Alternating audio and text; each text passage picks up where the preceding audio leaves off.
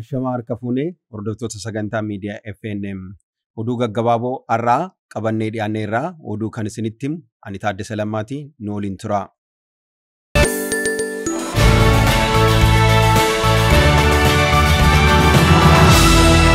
Biiroon Kominikeeshinii Oromiyaa naannicha keessatti dhimma manneen seeran alaa diiguu waliin wal qabate miidiyaadhaaf ibsa kenneera. Hoogganaan Biiroo Kominikeeshinii Oromiyaa Obbo Haayiluu Addunyaa ibsa kennaniin biyyi keenya mana sabaa fi sablamnoonni hedduu afaan, duudhaa, aadaa, eenyummaa fi amantaa garaagaraa qaban wal danda'uun keessa jiraachaa jiran yoo taatu, garaagarummaan kunis biyya keenyaaf madda jabinaa fi miidhaginaa malee madda rakkootii miti jedhan. Mootummaan naannoo Oromiyaas walqixxummaa amantaalee kan amanu, kan kabajuu fi beekamtii kan kennuudha. Kanaas dhimmoota naannoo fi biyya irratti dhaabbilee amantaa waliin hojjechuun rakkoowwan dhaabbilee amantaa keessatti uumame karaa nagaa fi qajeelfama amantaa eegee akka furmaata taasifamu, dhaabbilee amantaa bakka itti waaqeffatan akka qabaatanii fi lafa karaa seeraan kennuudhaan qabatamaan mirkaneessee jira jedhan.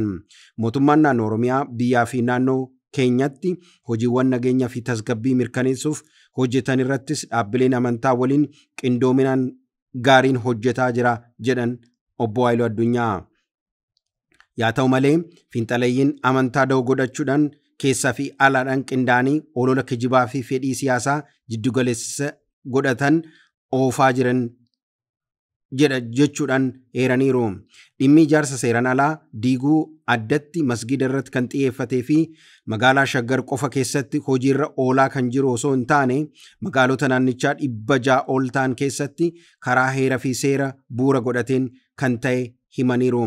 Adeemsi ijaarsa seeran alaa diiguu of eeggannoo guddaa kan raawwatame yoo ta'u, qaamni dhimmi ilaallatus kan mariisifamee fi guyyaa kennamee akka ofii diiguu kan taasifame yoo ta'u, raawwii isaas bifa wal fakkaatuun ifoomina qabuu fi hojmaata seeraa hordofee kan raawwate ta'uusaa ibsaniiru. Adeemsi raawwii kana keessatti rakkoo yoo jiraate mootummaan marii hiikuudhaan dhaabbilee amantaa waliin wal hubachuudhaan balballi isaanii banaa ta'uu isaanii ibsaniiru. Kanaafuu hordoftoonni amantaa Islaamaa daba fiinxaleeyyii amantii da'oo godhatanii akka waan mootummaan addatti masgiida irratti xiyyeeffatee fakkeessuun olola oofaa turan fuuldura dhaabbachuun akka qaban amaniiru. Fuuldurattis mootummaan dhimmoota naannoo fi biyyattii irratti dhaabbilee amantaa waliin qindoominaa fi walitti dhiyeenyaan karaa qindoomina qabuun akka hojjetu dhaamsa dabarsaniiru.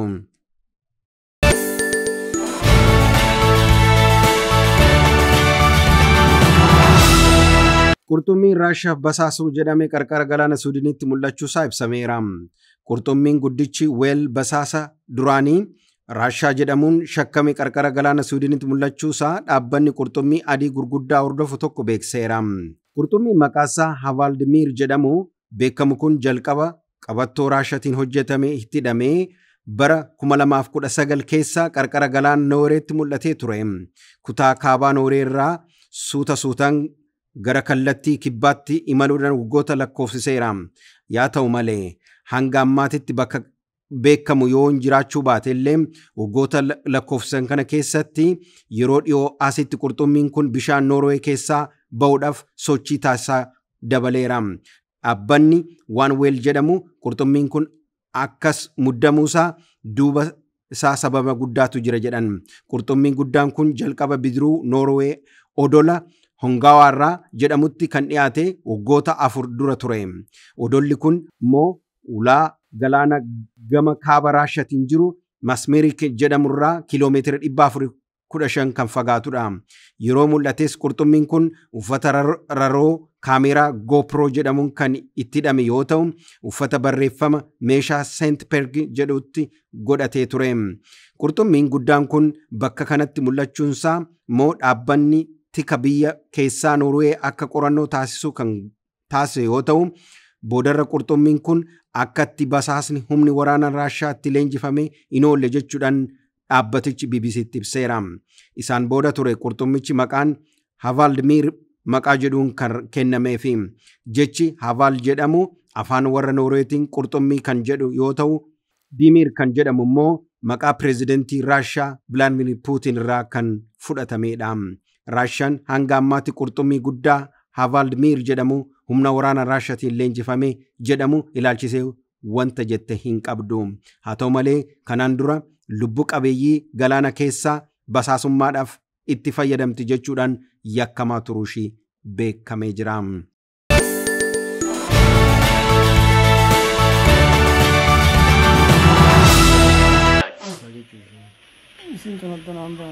Amma Amaara Ugaayedhan Amaarri ni hamaan Oromoo Amaara ta'edha.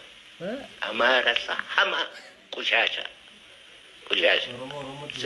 Oromoo Amaara ta'e. Kota waara haanaa awwaara karaadhaa hundee botoroodhaa. Kota Amaara taanaa Amaara shawaadhaa hundeen Oromoodhaa jedhaniisin. Kanaafiyyuu Amaara waggaa jettan gosa tokko miidhe. Ani in fact Amaara jedhanii hin beeku araadaa. Jaalatamtoota fi kabajamtoota miidiyaa FNM akkuma dhaggeeffattan haasawaa Dr. Gammachuu Magarsaa taasisan dhaggeeffattanii jirtu. Imala miidiyaa irras naanna'aa jira. Baay'ee nama ajaa'iba. Dr. Gammachuu Magarsaa wayitanii daa'imaan umurii xiqqaa ture yeroo jalqabaatiif raadiyoodhaan dhaga'ee baay'een gammadaa ture. Irra deddeebi'amee innaa san carraan qabnu waans yoo si jala taree torbanitti haal tokko deebi'a hisa eeggadheeti nanan dhaggeeffachaa ture. Waraabeelleen teeppitti waraabeelleen dhaggeeffachaa ture. Akka carraa Waaqayyo immoo waan feetu san siif guuta waan ta'eef akka carraa ta'e Dr. Gammachuu Magarsaa waliinis teenyee haasofnee irraa konferensii irratti sol arginee turre. Even interview gochuudhaaf weessasanii jennaan innaa biraatitti wal beellamnee anis hojii biraatiin qabame isaanis hojii biraatiin qabatanii interview san taasisuu hin dandeenye malee waliin teenyee sirriitti haasofnee turre waa'ee seenaa fi duudhaa aadaa Oromooti irratti. Yaa ta'u malee tibbana miidiyaa irratti jechi isaan dhimma uummata Shawaatiin ol qabatee Oromoo Shawaatiin ol qabatee haasaan kuni sirrii natti fakkaatu. Emotionaalis ta'ee miti safuu uummata Oromoos cabsee haasa'uun barbaadu. Akka isaan gadi bu'anii uummata kana cabsanitti cabsuun barbaadu. Garuu wanni haqa jiru dubbachuun barbaachisaadha. Akkamitti nama beekaa jedhamu uummata Oromootiif keessaa hin bahe jedhee maqaa uummata Oromoo baatee jiru. Afaan Oromoo kan dubbatu akkamitti tuffiidhaan uummata kana akkana jedha.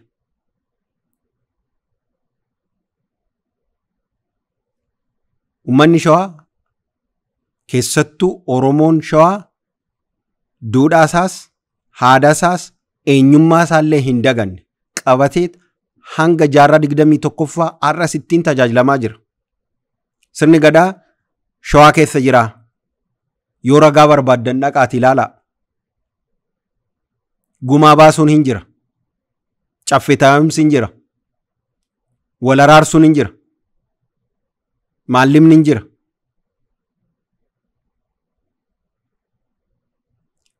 Aadaa fuudha feeruma bareedaa qaba. Wanni Oromoon ittiin boontu hundumtuu Shawaanis qaba.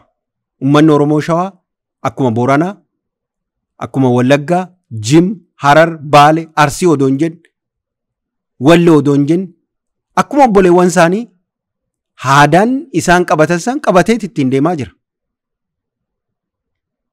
Sirna tumaa gadaa Oromoo keessatti gahee olaanaa qaba. Akkamitti uummanni kun akkana jedhamaan? Maalirraa ka'eeti? Faawundeeshinii maalirraa ka'een? Jecha duraanii kan uummata Shawaatii irratti keessattuu Oromoo irratti laxxafanii yookiin immoo itti dhooban sani sobaan waan qabataman jirreen haasa'uun maal jechuudha kun? Uummanni kun karaa sadiin oduma dhiibamaa jiru ijjetee deemee jira. Tokko durirraa kaasee mootummoonni jiran uummata kana fonqolchuu, dhiibuu, ajjeesuu, godaansuu, gosa isaatillee balleessaa dhufee jira. Hanga mootummaawwan jiranitti dhiibbaan uummata kanarra ga'e hedduudha. Karaa mootummaatis taanaan. Lammaffaan fiinxaleeyyiin gara biraatii dhufan uummata kana qe'ee isaatirraa buqqasanii isa fakkaatanii nama hamanaa nama wajjiniin jiraachuu barbaada waan ta'eef jechuun eenyu wajjiniinuu irra caalaa kan jiraatu Oromoo Shawaati. Sabaaf sablammoota hedduu ol keessatti qabatee otoon tuqiin otoo tisiisa takkarraan kaasiin ofii hubamaati, ofii rakkateeti, ofii bishaan dhugeeti aannan kennaa ture uummanni kun. Ofii biddeena kenneef hakaayii nyaateef keessummaa isaa keessummeessa uummanni kun. Waan qotaturraa addaan hiree kennaaf. Kana alagaallee dhufe akkanatti simateetti alagaan illee isa dhiiba. Qomoo kiyya jedhee kan qomoo isaa immoo akkan akka Dooktar Gammachuu Magarsaa namoota isa fakkaatanii fi kan kana fakkaataniin dhiibbamaa ture. Maqaa biraatti kennamaa ture jechuudha. Ijaarsa biyya kana keessattis, ijaarsa Oromoo keessatti Oromoon Shawaa ga'ee olaanaa qaba. Gootummaa isaa unkaan biyya kana dhiisiti addunyaanuu dubbatee xumuruu hin danda'u. Goota. Gootummaa isaa dubartii isaas dhiirri isaatis goota. Ijoollee isaatis goota. Nama jaalatu, nama kabaju, yoo gaafa xiiqii duubatti hin jedhan.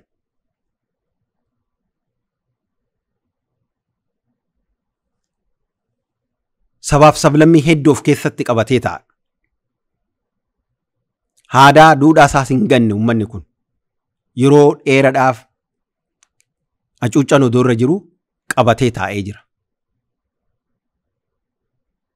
Otoo garanaaf gara nama itti iyyamu, itti yuufamu, itti wacamu, gurra odoo ittiin kennin ijaarsa Oromoo keessatti akka biyyi naannoo Oromiyaan hundooftu keessatti ga'ee olaanaa kan taphate keessaa uummata Shawaa. Akkuma obboleewwan isaa Arsiis, Baalee, Jimmaa, Wallaggaa, Iluu Abaaboor, Walloo.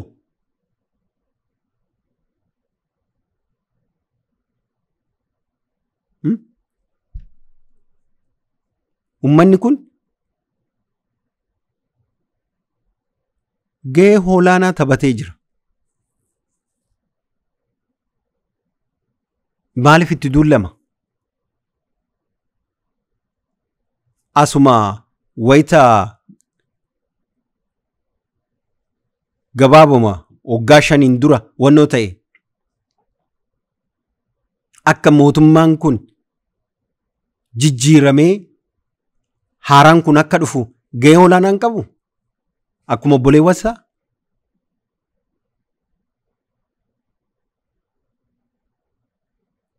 bireeniidhaan waggaa mataan irraa cicciramu akkuma obboleewwan isaaf obboleewwan isaa kaabaa kibbaatti wannoo jedhanii Oromoon hundi maastar pilaanii Oromoo Finfinnee jedhanii kan wannoo jedhanii maaliif hacuuccaa isarra ga'u obboleewwan isaatillee birmataniif akka qomoo tokkootti ijjennoo tokkoon rasaasa fuuldura kan ijjetan kana addaan diiguudhaaf an akka Dooktar Gammachuu Magarsaa kana hojjetu jechuudha. Oromoon waan waliin argates waan waliin dhabes tokkuma. Han ol caalu hin jiru. Waliin hacuuccame, waliin jibbame, waliin tuffatame. Waliin biyya kana dhaabe, waliin biyya kanaaf wareegame, hammallee waliin biyya kana ijaaraa jira. Lubbuu isaatti wareegee, ijoollee isaatti wannoo jedhame. Abaabiliin akaakileen keenya lola Adawaa irraa jalqabee wareegama itti kaffalamee tasirra ga'a.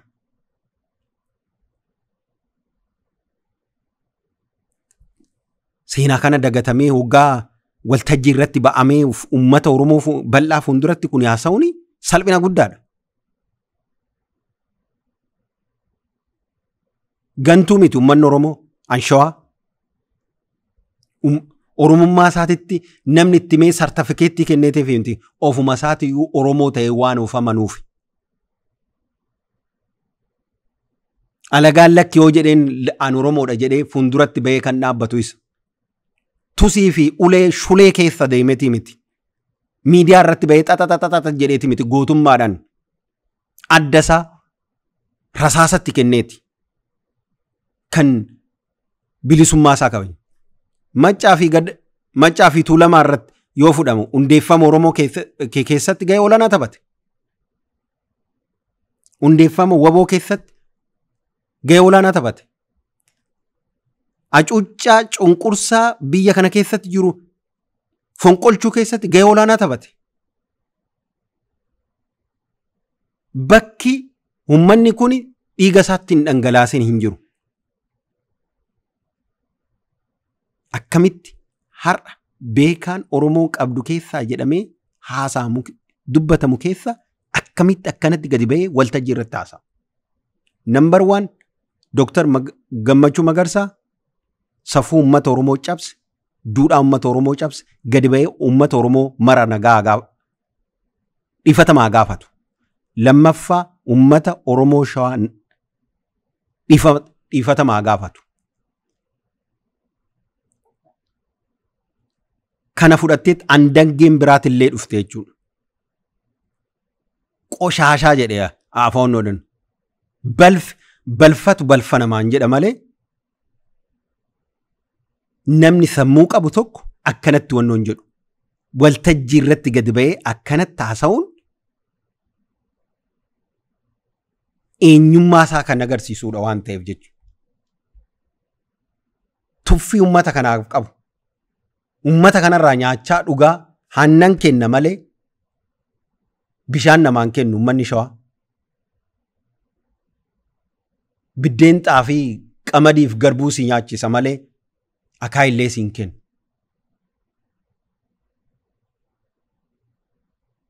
Waan ofirratti si baateefi waan si kabajeefi arrabsitus qomoo kiyyaa maalii waan jedheefi. Kanaaf gadi ba'iitii uummata kana dhiifatama gaafadhu. Ergaa kana bakka jirtanitti please namoonni kun share nu godhaa. Tinuu dabarsaa. Ga'ee jira. Enough is enough. Eenyuyyuu gadi baatee nama arrabsuu hin qabdu kanaan booda. Uummanni Shawaa koo badii guddaatti irra ga'aa jira. Babal'ina magaalatiinis aadaa fi duudhaa fi seenaa isaa baballeessuudhaa keessatti ilmoo isaa barbadeessuu keessatti ilmoo isaa ajjeesuu keessatti hammallee wanni ta'aa jiru hin jira. Isa gadi hin dubbannu jennee liqimsnee teessee malee uummanni bee qarshiin irraa guuramee saamamaa ajjeefamaa ijoolleessaa gudeeddamaa jira bee. Kana dubbannu gadi baasnee eenyu kana godha. Number 1 gantuu an akka baandaa oggaa gootummaan jirree dhufee wannoo jedhan adda waraanaa kan hin wannoo hin jenne shulee keessa deemtee uummata kana ajjeesaa jirti. Isas hin dubbanna yeroo fuuldura tokko tokkoon. Kanaaf an dhumarratti waan hin jedhu uummanni Oromoo mar tokko. Amantaan gargar ta'uu danda'a, yaanni gargar ta'uu danda'a, ni qomoo tokko. Diinni nu keessa seentee addaan nu baasuudhaaf jecha summii waltajjii irra teessee haasofteedhaaf wanta addaan nu baasu hin jiru.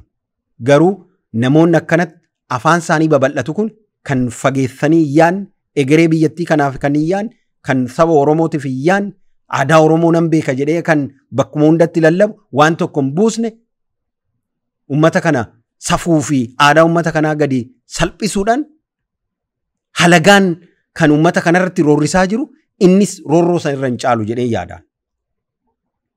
Maaliif ijoollee keenya kan bosona keessa jiranii fi kan mootummaan garanaaf garanas yan kufaa jiru kan du'aa jiru Oromoodha maaliif isin hin araarsine yoo sammuu qabaate gattaa'ee maanguddoo abbootii gadaa fudhatee maaf wajjin yoon hin jenne beekadha silaayi kan taa'ee ummata kana harrabsu deebi'eetoo kanaaf gadi bayitii ummata kana dhiifatama gaafadhu ummata Oromoo dhiifatama gaafadhu badii keetiif waaqa dhiifatama gaafadhu kanaaf walumaa galatti ummanni Oromoo kan hubachuu qabu nuti tokko kun amantaa kiyya amantaa hunda keessaniiti.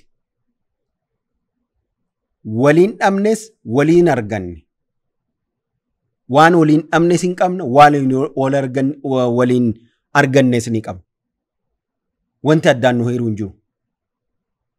Kanaaf nageenya barbaanne tasgabbii barbaanne naannoo Oromiyaa keessatti ta'aa jiru kun karaa nagaatii karaa tasgabbiitiin gattaa'amee duudhaa fi safuu uummata Oromootiin haa xumuramuun jedha. Hundumti keenyayyuu uummanni ba'uu fi galuu dadhabee jira. Kanaaf yoo ani hojjette ta'e kanarratti hojjedhu kan biraa uummata nagaa maqaa xureessuu dhiisuun barbaachisaa miti. Har'aaf kanuman jedhaa innaa biraatitti sagantaa kana wal fakkaatuun walitti deebina nagaan naan tura.